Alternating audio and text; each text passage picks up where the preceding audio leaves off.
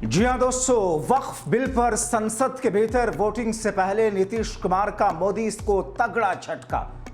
Party के core सदस्यों के साथ में नीतीश कुमार के बंद कमरे में विशेष मीटिंग। बहुत स्वागत है आप सभी का। आप देख रहे हैं द राजनीति का विशेष सेगमेंट खबर और विश्लेषण। मैं हूं जब्बार खान। दोस्तों, क्या नीतीश कुमार भी चंद्रबाबू नायडू के रास्ते पर चल पड़े? क्या चंद्रबाबू नायडू ने जिस तरीके से अमित शाह को एक चेतावनी दी, नीतीश कुमार ने ठीक उसी तरीके से मोदी सरकार और मोदी के खास दूत को एक संदेश भेज करके एक अलग तरीके का हड़कंप मचा दिया? आखिर ऐसा क्या हुआ कि जिस नीतीश कुमार के पार्टी के बड़े नेता ललन सिंह से लेकर के कई दूसरे नेता इस बिल के समर्थन में बात करते हुए दिखाई दे रहे थे, ऐलान कर रहे थे, मगर संसद के भीतर चर्चा से ठीक पहले, वोटिंग से ठीक पहले नीतीश कुमार को ऐसा क्या लगा या ऐसा क्या हुआ कि उन्हें बंद कमरे में एक विशेष मीटिंग अपनी पार्टी के कोर कमेटी के लोगों से करनी पड़ी? तो क्या नीतीश कुमार इस विधेयक पर, इस बिल पर वोटिंग में किसी तरह का कोई ट्विस्ट लाने वाले हैं? आखिर मुसलमान नीतीश कुमार को लेकर के एक बार फिर से इतना उत्साहित क्यों नजर आ रहा है? दोस्तों, विस्तार से आपको बताते हैं, आप इस वीडियो को अंत तक जरूर देखें। दोस्तों, संसद के भीतर वोटिंग की प्रक्रिया की शुरुआत हो चुकी है। उससे पहले चर्चा चल रही है। आप इस वक्त जब ये वीडियो देख रहे हैं, आपसे थोड़ी देर के बाद, कुछ घंटों के बाद में इस बिल पर वोटिंग होगी। 8 घंटे की बहस और चर्चा।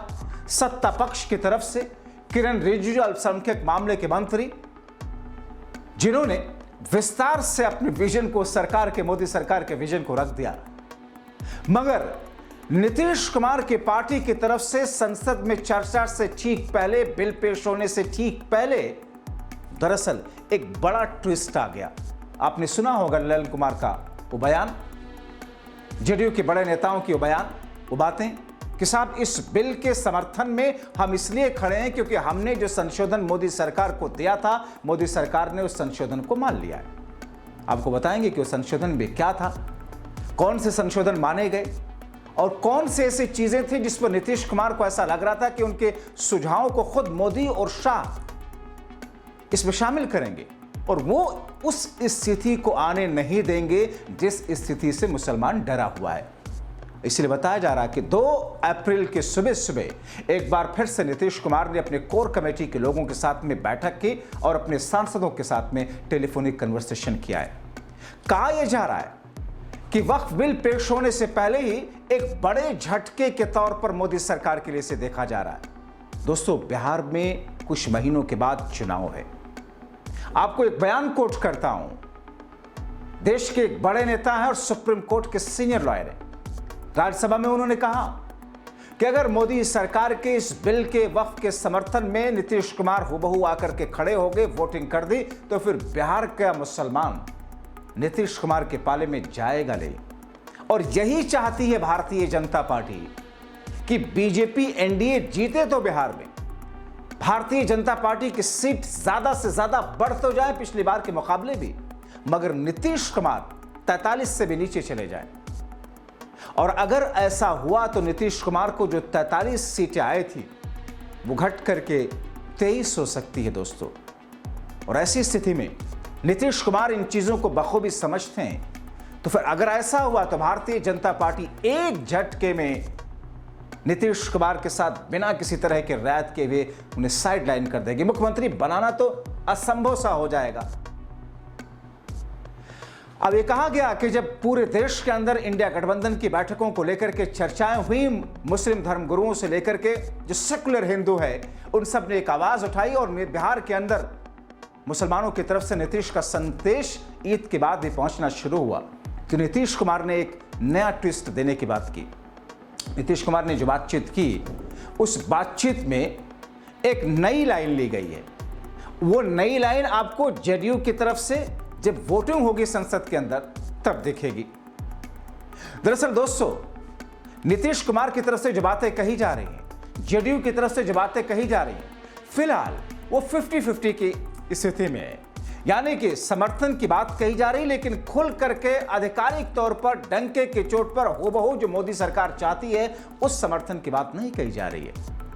इससे पहले भी आपको बताएं कि बिहार के मुख्यमंत्री नीतीश कुमार के बेहद ही करीबी और एमएलसी गुलाम गौस ने वक्फ बिल का विरोध करते हुए जेडीयू एमएलसी गुलाम गौस ने कहा था कि यह विधेयक अनावश्यक है, केंद्र सरकार की मंशा साफ नहीं है, मुस्लिम विरोधी है। जेडीयू एमएलसी ने इस विधेयक को वापस लेने की मांग की थी। जाहिर सी बात है, सांसद ललन सिंह हैं। अभी ईद के दिन गौस लालू यादव से मिलने के लिए गए और वहां इस नाम का खुलासा हुआ।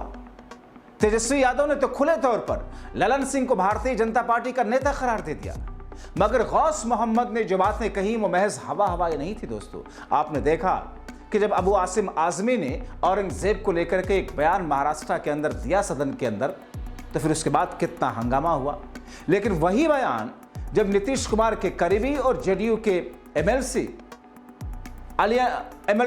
खालिद अनवर देते हैं, तो फिर भारतीय जनता पार्टी के होठ सिल जाते हैं, क्योंकि केंद्र की सरकार उनको देखने लगती है कि वो डामाडोल ना हो जाए।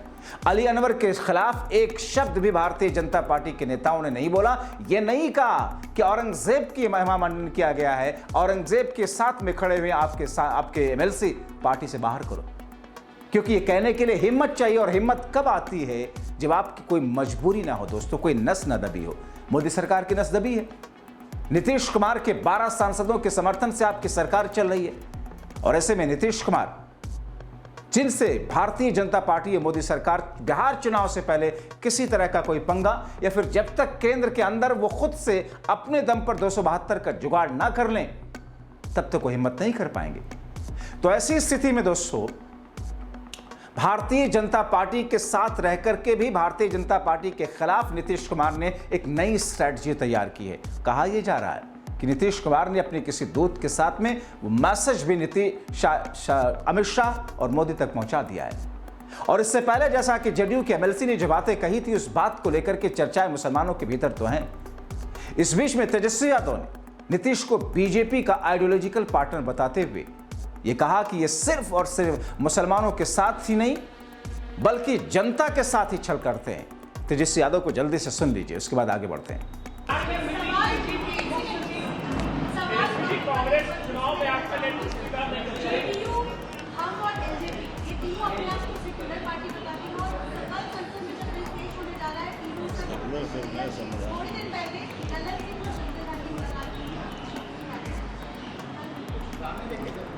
कोई मतलब ही नहीं इन लोगों का। इन पे टिप्पा टिप्पणी करके कोई मतलब ही नहीं है। ये तीनों लोग जो हैं, कुर्सी है तो आप इनसे कुछ भी कहवा, कुर्सी दे दीजिए तो कुछ भी कहेंगे। आज केंद्र में मंत्री हैं लोग, तो आप क्या उम्मीद कर सकते हैं? ये लोग क्या कहें? लेकिन अपने आप को वैचारिक की विचारधारा को मानने वाले हैं, ये भी दिखाना चाहते हैं, जो कि है नहीं। रामविलास पासवान जी ने तो इस्तीफा दिया था ना भाई, किस सवाल पे किया था? उसके बाद पाकिस्तान भी गए थे ट्रेन से, हमारे पिता भी थे उस समय। जरा ये सवाल पूछा जा क्यों इस्तीफा दिया गया था? आरक्षण के बारे में ये लोग चुप रहते हैं। पहले कुछ लोग शराबबंदी हुमच हुमच के बोलते थे, आज टोटल यूटर्न मारे हुए हैं। सबसे ज्यादा दलित जेल में है, लोग बोला करते थे, आज बोल रहे हैं। इन लोगों को कोई मतलब है? इन लोगों को केवल कुर्सी से प्यार। चलिए, हो गया।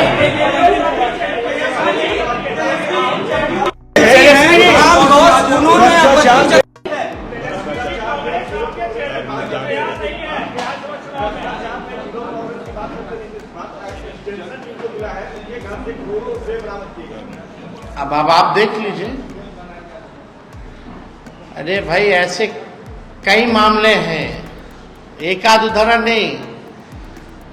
किसी पर भी कार्रवाई नहीं होने वाली, थोड़े दिन बाद ये भी ठंडे बस्ते में चला जाएगा। कुछ सृजन घोटाले का नहीं हुआ।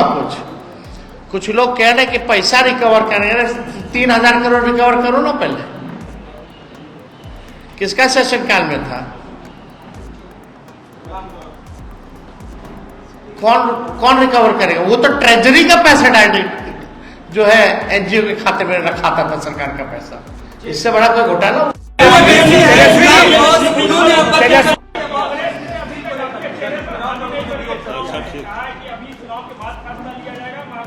क्या चीज का? छोड़िए, नहीं तो हम लोग देख लेंगे ना। जो प्रिंसिपल है उन पर आप नहीं बोल रहे,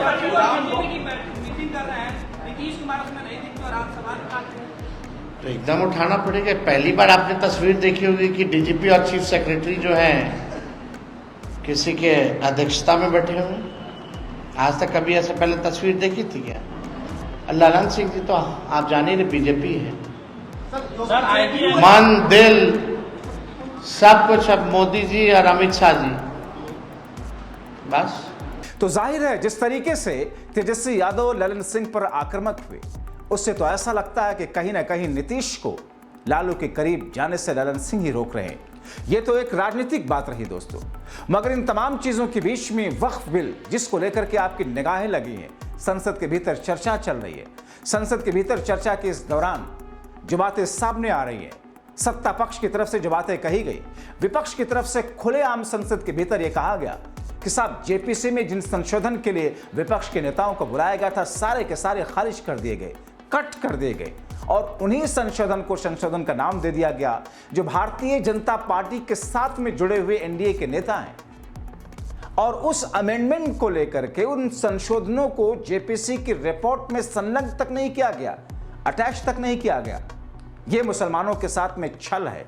कांग्रेस पार्टी के नेता गौरव गोगोई ने सीधे सीधे कहा कि मुसलमानों के साथ में छल है। वो मुसलमान जो देश की आज़ादी में अपना सब कुछ निछावर किया, वो मुसलमान जो 1857 के देश की पहली आज़ादी में अपना सब कुछ निछावर करते हुए मंगल पांडे के साथ जुड़े, वो मुसलमान जो सारी चीज़ों में देश के साथ में खड़ा है, मगर मोदी सरकार मुसलमानों के साथ छल कर रही है। अब उनकी संपत्तियों पर भी कुंडली मार करके बैठना चाहती है। दोस्तों, संसद के भीतर जब ये बातें कही गई इंडिया गठबंधन की तरफ से, तो वो मोदी सरकार जो अभी तक अपने इस संशोधन विधेयक बिल को लेकर के जो बखान कर रही थी, माथे पे पसीना आ गया। वो ओम बिरला जो लोकसभा के स्पीकर हैं, जिस ओम बिरला को निष्पक्षता के साथ में सत्ता पक्ष और विपक्ष के साथ में एक सा रवैया अपनाना चाहिए, मगर वो अपनी कार्यशैली से यह दर्शा देते हैं कि वो भारतीय जनता पार्टी के मौजूदा वक्त में एक किसी कार्यकर्ता की तरफ से बीजेपी की चीजों को आगे बढ़ा रहे हैं, और एक कहने में किसी को हिचक नहीं। आज भी जब जेपीसी का जिक्र किया गया, मैं सुन रहा था, जिस वक्त बहस शुरू हुई और अल्पसंख्यक कार्य मंत्री parliamentary affair minister Kiren Rijiju जब वक्फ बिल पर अपनी बातें रख रहे थे, सरकार का एजेंडा बता रहे थे, एक बार भी ओम बिरला नाम के स्पीकर ने नहीं टोका। मगर जैसे ही विपक्ष ने इस मान में अल्पसंख्यक मंत्री किरेन रिजिजू की बातों का काट करनी शुरू की और वो तथ्य देने शुरू किए जिसे बीजेपी छुपाना चाहती थी, बिलबिला उठे ओम बिरला और बिलबिलाते हुए रोका टोकी करने शुरू कर दी। लोकतंत्र के दुनिया के सबसे बड़े मंदिर में पक्षपात के इससे ज्यादा उदाहरण की बातें आपने नहीं देखी होंगी। हर दिन आप देखते संसद के भीतर क्या कुछ होता है। अखिलेश यादव ने भी कहा कि वक्फ बोर्ड विधायक के खिलाफ है क्योंकि बीजेपी हर चीज में हस्तक्षेप करके मुसलमानों को परेशान करना चाहती है। दोस्तों, आपको बताता हूं कि किस तरीके से इस पूरे मामले को, किस तरीके से इस पूरे षड्यंत्र को शुरू किया गया था, कैसे इस पूरे मामले को लाया गया और कैसे इसे जेपीसी में भेजा गया। मोदी कैबिनेट ने 19 फरवरी को वक्फ संशोधन बिल को मंजूरी दी। बिल पर बनी ज्वाइंट पार्लियामेंट्री कमेटी जेपीसी की रिपोर्ट के आधार पर वक्फ का नया ड्राफ्ट तैयार किया गया। बिल पर जेपीसी की रिपोर्ट बजट सत्र के पहले फेज में 13 फरवरी को संसद में पेश की गई। कमेटी में 30 जनवरी को 655 पन्नों की रिपोर्ट स्पीकर ओम बिरला को सौंपी। जेपीसी अध्यक्ष जगदंबिका पाल, निशिकांत दुबे और उनके साथ बीजेपी के सांसद, बहुत सारे सांसद, हालांकि विपक्ष का कोई सांसद नजर नहीं आया था दोस्तों उसमें। कमेटी में शामिल विपक्षी सांसदों ने रिपोर्ट पर आपत्ति जताई थी। 16 सदस्यों ने रिपोर्ट के पक्ष में जबकि 11 सदस्यों ने विरोध में वोट डाला था, क्योंकि इसमें ज्यादा तादाद मोदी सरकार से जुड़े हुए सदस्यों की थी। बाकी सदस्यों ने वोटिंग में हिस्सा नहीं लिया। एआईएम चीफ असदुद्दीन ओवैसी ने कहा था 655 पन्नों की रिपोर्ट एक रात में पढ़ना असंभव था। मैंने रिपोर्ट पर असहमति जताया था। जेपी से सदस्य डीएमके सांसद ए राजा ने कहा था कि बीजेपी सांसद जगदंबिका पाल ने समिति की कार्रवाई अपनी मर्जी से चलाई है। रिपोर्ट में पहले से तैयार की गई थी। यह बिल पास हो जाता है तो इसके खिलाफ में सुप्रीम कोर्ट जाएंगे। तो वैसी स्थिति में दोस्तों जेपीसी की उस कमेटी का मजाक बना करके रख दिया गया, उसके गरिमा का मजाक बना करके रख दिया गया और उसमें वही रिपोर्ट दी गई जो मोदी और शाह चाहते थे। वक्फ संपत्ति, किरण रिजिजू ने एक बड़ा झूठ बोला आज संसद के भीतर। आप जाइएगा, सुनिएगा वेबसाइट पर उनका बयान कि साहब ये कोई धार्मिक मामला नहीं है, संपत्ति का मामला है। किरण रिजिजू इसको ये बताना चाहिए कि क्या सरकार की तरफ से दी गई वो संपत्ति है, क्या सरकार ने वक्फ बोर्ड को अपनी जमीन को सरकार ने डोनेट किया है, क्या मुसलमानों के अलावा किसी और की जमीन है उसमें। जब मुसलमानों ने वक्फ किया सीधे सीधे अल्लाह और अपने सवाब के लिए, नेककार के लिए, तो मामला वो देश का कैसे, वो जमीन सरकार की कैसे हो सकती है, उस जमीन में हस्तक्षेप किसी और का कैसे हो सकता है। उस जमीन का यूज मुस्लिम समुदाय जिस अंदाज में चाहे कंस्ट्रक्टिव वे में कर सकता है, उस पर भारतीय जनता पार्टी अपने गैर मुस्लिम सदस्यों को उस बोर्ड में क्यों डाल रही है। ये सारी ऐसी चीजें हैं जिसको लेकर के गुस्से का एक उबाल है मुस्लिम समुदाय के अंदर। नीतीश कुमार को इस गुस्से के उबाल का एहसास है, इसीलिए उन्होंने बंद कमरे में बिल के पेश होते हुए से पहले और उस पर वोटिंग से वक्त आने से पहले एक महत्वपूर्ण बैठक की है। तो क्या नीतीश कुमार मोदी और शाह को इस बिल पर अपनी बातें मनवा पाएंगे? वो बातें नहीं जिन्हें मनवाने की बात वो कह रहे हैं कि हमने संशोधन दिया था वो मान ली गई। वो बातें जो नीतीश, शाह और मोदी के सामने अपने दूत के जरिए भेजे हैं, या फिर नीतीश मोदी और शाह के सामने दब करके अपने सियासी करियर को चौपट करने जा रहे हैं। एक ऐसी स्थिति जब नीतीश को आप देख रहे हैं कि मोदी सरकार को बड़ा झटका देने की बातें कही जा रही हैं, चर्चाएं चल रही हैं। मैंने कई सारे राजनीतिक जानकार जो बिहार की राजनीति को नजदीक से कवर करते हैं, उनका कहना यह था कि भले ही नीतीश के सांसदों की तरफ से यह कह दिया गया हो कि हम लोग इसके समर्थन में हैं और मोदी सरकार को ऐसा कोई कदम उठाने नहीं देंगे जिससे अल्पसंख्यकों को कोई दिक्कत हो, मगर आखिर में नीतीश कुमार का जो हथकंडा है, जो दांव है, उससे क्या मोदी और शाह दबेंगे? और अगर नहीं दबेंगे तो इसका असर गठबंधन की राजनीति और केंद्र सरकार की दूसरी सबसे मजबूत बैसाखी के तौर पर नीतीश कुमार क्या फैसला लेंगे, देखना बहुत महत्वपूर्ण होगा। तो ऐसे में दोस्तों इंतजार करते हैं वोटिंग के वक्त का। आप क्या सोचते हैं? अपनी राय कमेंट बॉक्स में जरूर लिखें। बहुत शुक्रिया।